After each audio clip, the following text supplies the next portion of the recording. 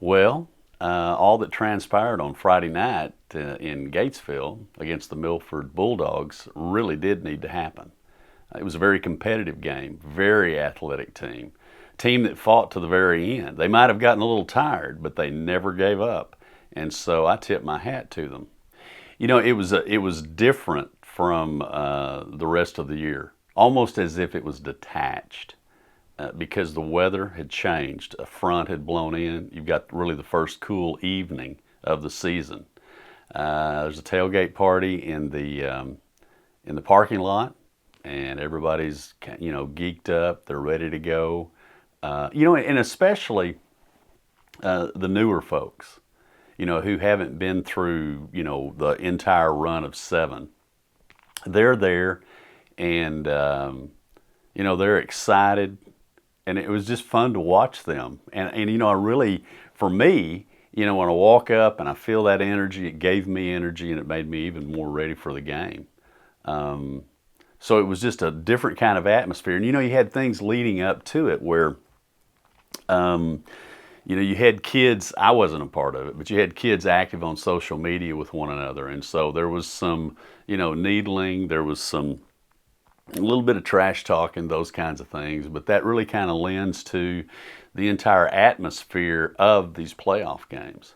And then as you were in the locker room and getting ready, you could feel the intensity. Well, my number's 34. It's been in our family since my mom has been a kid. Since she was a little girl, it's her basketball number. All through our high school years and junior high years is my brother's number. He played center as also, and he's been a big inspiration to me. My brother's something different. He played with a broken collarbone one year, and he's just been like a father figure to me. He's always been there, and he's just been a great inspiration to me, and I'm trying to make him proud.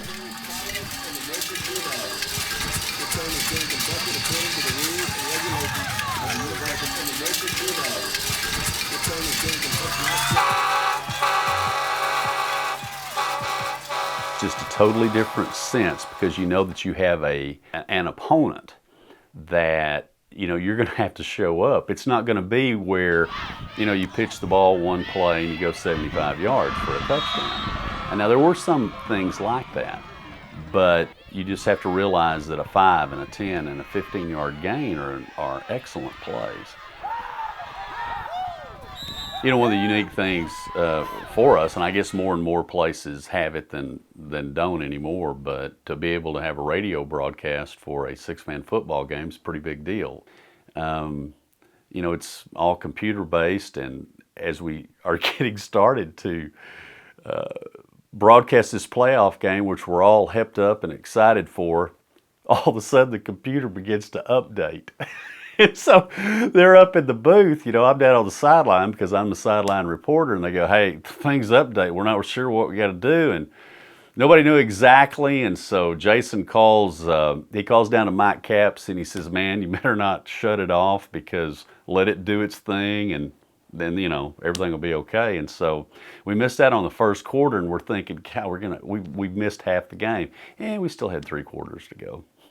And so as it progressed through the evening, I never felt as though we were in danger, but, I also thought that at some point we would impose our will, earlier on, and yet the game went an entire 4 quarters. And so, that's why you have to tip your hat to the Bulldogs and to the effort that they gave. One of the main reasons that it was a good thing to happen this particular game is our guys, because there was a big hit on one of our key players, Walker Tippy, early, which stunned him just a bit. Came back, still played well, but I mean they hit him, and that in combination with at times the game being extremely close, I think our guys all of a sudden said, hey, we're in a football game. And we can't be giving the ball up. We can't be making mental mistakes. We can't be doing these kinds of things because there's the real possibility that we could lose a game. And while it's not the absolute best motivator, fear has its place. Our coaches always do a great job, and I think I've said in previous episodes how they will work through different scenarios with them and have them prepared for those particular moments. And yet, until you're in the actual heat of the battle, you don't really know. I mean, you don't know exactly how you are going to respond. I mean, you may see the situation exactly, but there may be this moment of where your mind's cluttered for whatever reason. All of a sudden, some situation pops up, and you don't know exactly how to respond, what position you're supposed to be in, what kind of technique you're supposed to be using. And it's at that point where, during timeouts, and especially during halftime, that the coaches come in and make the kind of adjustments that reassure, calm, and put their guys back on point. And that's the kind of thing that happened during this game. At both sides, bleachers were into it.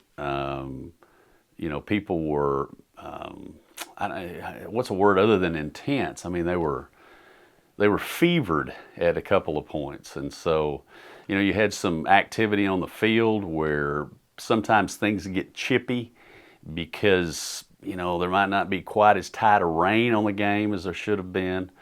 And yet, at the end, everybody shook hands. Everybody hugged. Everybody, gathered together like they always do. They call it a muddle between both teams. They talk about the things that are really important in life. They pray over that. And, it ends up being a great night. The level of coverage and intensity on all different kind of forums, especially revolving around the internet, because you know as well as I do that whatever group there is out there can find one another on the World Wide Web. And that's the way it is in the six-man world. That's the way it is in Texas high school playoffs. And there's so much more coverage than ever before. And it was really exciting for Greg Tepper of Dave Campbell Texas Football Video to predict and talk about how great the Coyotes are, and maybe it's the easiest pick to make of who's going to make a run at state championship, and just all the glowing things that he said. But what it does is it also puts a burden on the coaches to help their young men understand that while somebody may declare that, that does not make it so. And so they have to work to help tamp down those particular kinds of things of thinking, well, maybe we've got this in the bag. And there's another way that this Milford game helped serve a very good purpose. The intensity on sixmanfootball.com in terms of the forums picks up during the playoffs, because that's when people begin to, make predictions, and if it's your guys, you're gonna fight to the death to defend them. You're gonna believe things about them that may not necessarily be true, and so the other side's gonna believe other things, and so all different kind of things get thrown out. And for the most part, it's just gonna be six-man football fans that are gonna be in there, gonna be intense about that, and want their voice heard. If you were outside of that world and you're a fan of, like, I don't know, reality shows of any kind, you might want to tune in, because there's interesting commentary that goes on from very interesting characters. For instance, in terms of the level of interest, there was a thread, Richland Springs versus Milford, and I believe it was an individual from Milford who threw that out there, threw out a prediction. Well, 11 pages later and over 5,000 views, I think it's finally put to bed.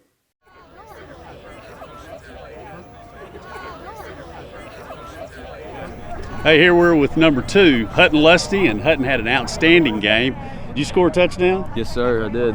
And you had about, 97 tackles? Something like that. and maybe 5 for loss? Yes, sir. At least. But Hutton Lusty is a beast. How'd you feel about the game? Great. We're hitting on all cylinders, and it's going to be tougher next couple of levels, but I think we can do it. All right. Well, you were just outstanding, and I don't know how many tackles you had, but it was I lost count. I don't have that many fingers and toes. sir. Good job, Hud. Thank you. Thank you. Okay, we're here with number 12, Brandon Tharp. Brandon had an outstanding game. How you feel about it? Pretty good. We need to work on our defense a lot. You know, you defended well. I know that a couple of times there were guys getting back, but you were in their hip pocket. You did a great job. Thank you. Well, I'm here with number 8, Jordan Burkhart, and you know what? He's on board, aren't you? Yes, sir. you have been your whole life, right? Yes, sir. Number 8? Yes, sir. Outstanding game. Did you score? Yes, sir. Did you tackle anybody? I had a couple tackles here and there. And I saw several outstanding cut blocks, and so I love that kind of thing. Yes, sir. Me too. How did you feel about it overall? I feel like we didn't play our best game, but I mean we can come back and we can fix the things. I mean, because we have another week to play. Thank God that we have another week to play, and we just got to come out and play better than we did the week before. Those guys were really athletic and quick and fast, weren't they? Yes, sir. All hats off to Milford. They were a great football team. All right, outstanding. Good job, Jordan Burkhart. Thank you. Well, where we stand now, 2 games away from that third game, which is a state championship in AT&T Stadium in Arlington, Texas. And that's, you know, what this has really all been about that 8th state championship. But it really begins with a team that we've had an extensive history in the playoffs with, more than any other team over these last several years, and that is the Calvert Trojans. Since 2002, we've met them 8 times in the playoffs, which is, you know, maybe 5 more than anybody else that we've played multiple times. We own the lead 5-3 in those matchups, but they've won the last 2. And in fact, they're the last team to have defeated us back in the playoffs in this very same week in 2014. So the 26-game winning streak is on the line. Advancing to the semifinals of the playoffs is on the line. And it's against a team that is ranked number 2. We're ranked number 1. I'm really not sure what those rankings are worth whenever you do have a playoff system, but that's the way that they're ranked right now. They are very, very good. There's such a rich history. It's almost like, I was thinking about this, you know, just coming over here to do this. It's like Ali Frazier, only this is Ali Frazier 9. Those guys only had 3 fights. But, you know, it's just the 2 heavyweights of this particular division. And, you know, I can't emphasize enough just how big a game this is. You know, early on in this series, I talked about the fact that, you know, I'll throw you under the bus and I can talk trash and I'm the ultimate homer and all of that. And I might give your team a hard time, but historically there's one group that I've never given a hard time because I have the ultimate respect for their ability, and that's the Calvert Trojans. So, you know, I always expect that game to go 4 quarters. I always expect them to give their very best. I always expect it to be a battle royal, and that's what I'm expecting Saturday night.